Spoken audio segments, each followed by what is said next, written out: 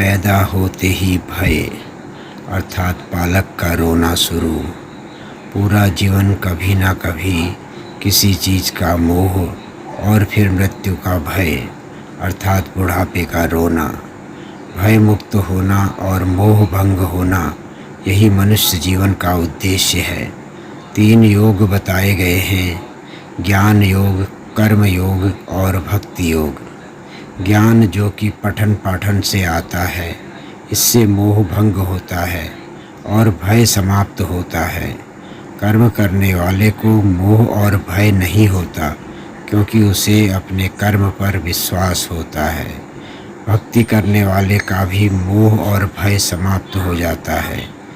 ज्ञान वाला कर्म उतनी कुशलता से न कर पाए, कर्म वाले को उतना ज्ञान ना हो, कर्म वाले को उतनी भक्ति का समय ना मिले, भक्ति वाला उतना कर्म न कर पाए, ज्ञान वाला उतनी भक्ति ना कर सके, या भक्ति वाले को उतना ज्ञान ना हो, परंतु ईश्वर को तीनों समान रूप से प्रिय हैं। पत्थर बनी अहिल्या भी तर गई अर्थात निर्जीव सजीव सभी कर्म कर रहे हैं। कण कण कर्मशील है, सभी को मोक्ष प्राप्त होना निश्चित है। रही बात भले बुरे की, यह शुद्ध रूप से प्राकृतिक व मनुष्य के स्वभावतः है। गलतफहमी से ही मनुष्य का भला बुरा है।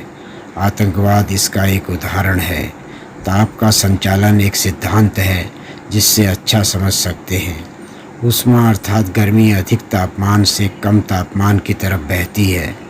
क्रोध क्रोध को बढ़ाता है, हिंसा हिंसा को बढ़ावा देती है।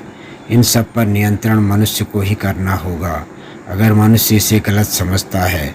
अन्यथा यह सब कुछ प्राकृतिक तो है ही।